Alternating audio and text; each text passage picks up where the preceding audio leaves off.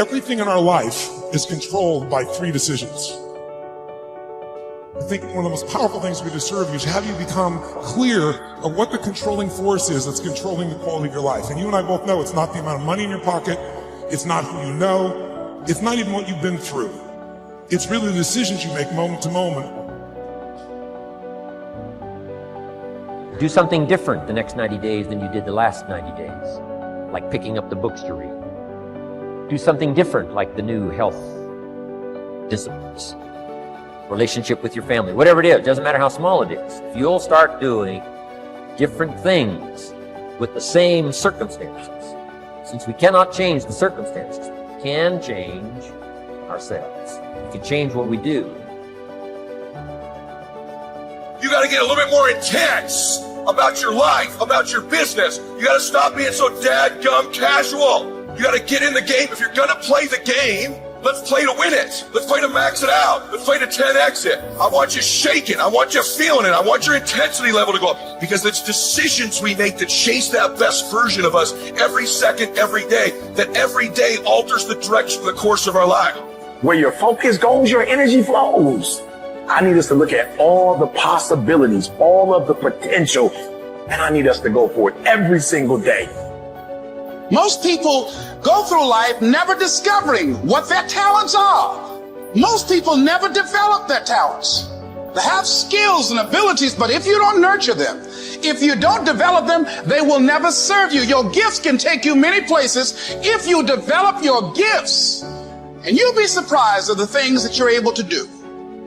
When you learn how to block things out, when you learn how to keep thine eyes single, learning how to concentrate, learning how to focus in, deciding that you're going to focus to develop your skills, you'll be surprised at the ideas that will come to you, of the people that you'll be able to attract, of the opportunities that you'll be able to see. You'll begin to see things that have been standing there looking you in the face saying, I can't believe this has been here all this time.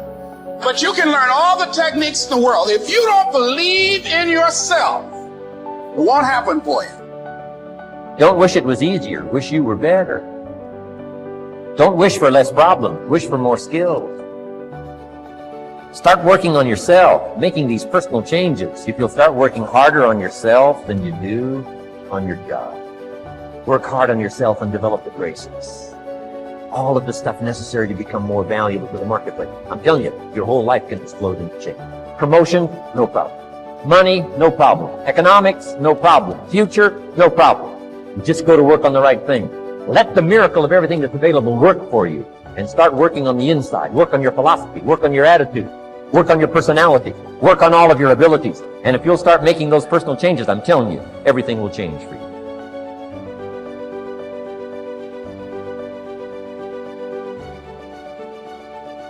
This is a turning point. And when you say I'm going to change, just think of this. The change can be huge, absolutely huge, and the change is permanent. You will never go back. You see, awareness is something you cannot lose. Most of us, when we're thinking of learning, we get hooked up on school stuff, and it's the intellect we're thinking of. Because that's what school focuses on, the intellect. If you get the degree, you've learned it. If you get this, you've learned it. Why are there so many people with degrees come right off their business card that don't know the war's over? They're losing. That's not in the intellect, it's in the awareness. Think of this. A person isn't earning $100,000 a year because they want $100,000 a year. They're earning $100,000 a year because they're not aware of how to earn $100,000 a month.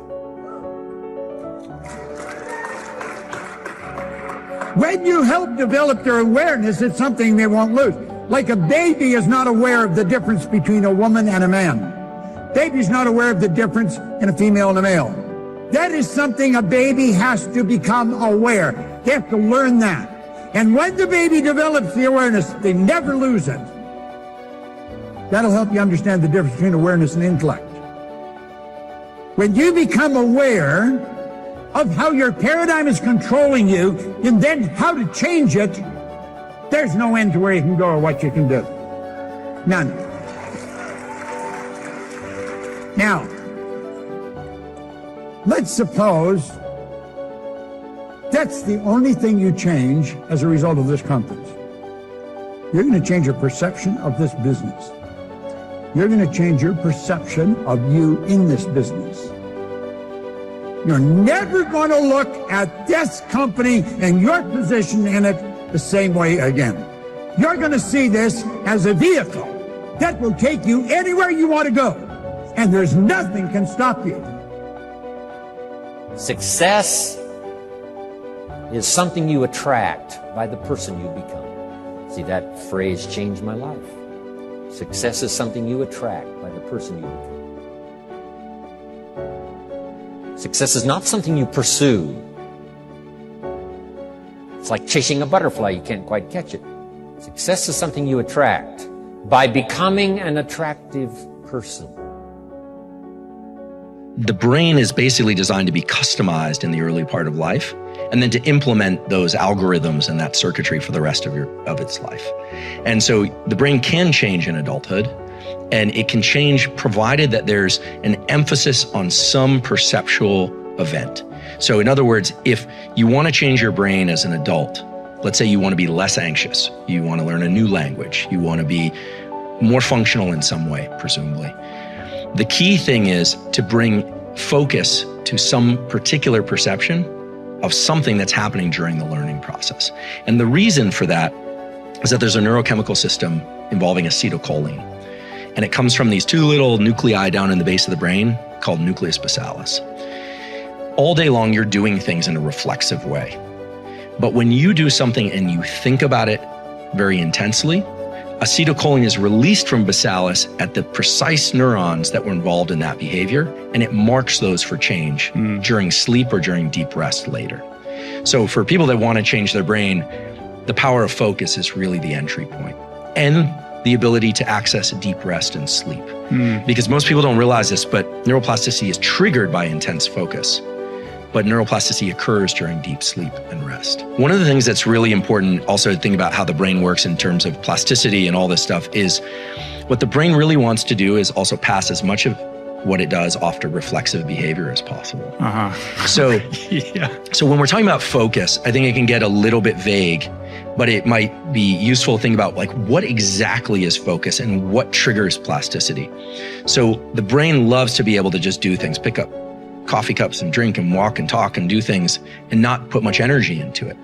When we decide to focus, what the brain really does is it switches on a set of circuits that involve the frontal cortex and nucleus basalis and some others, and it's trying to understand duration, how long something's going to last, path, what's going to happen, and outcome, what ultimately is going to happen. So duration, path, and outcome. You know, the events of early 2020 are a good example of this. One of the reasons why it's so exhausting to be alive in 2020 is because we are now having to pay attention to duration, path, and outcome. How long is this thing going to last? When are they going to open up all businesses? Did I touch that door handle? Does it matter? Right. Who are the experts? Are there any experts? There are a lot of questions, whereas normally we can just move through life without having to do all that analysis. So if it's a simple example, like trying to learn a new language or a new motor skill or a new way of conceptualizing something, maybe somebody's in a therapeutic process and they're trying to work through a trauma or something like that, duration, path, and outcome is built into the networks of the brain. We can do that very easily, but it takes work. And it almost has a feeling of underlying agitation and frustration.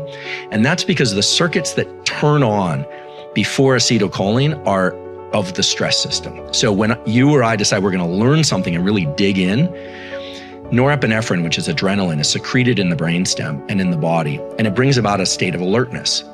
Then our attention, which is mostly a diffuse light, is brought to a particular duration, path, and outcome analysis. This would be thinking about what somebody is saying. What are they really trying to say? A hard passage of reading, a hard, set of math problems, a challenging physical workout.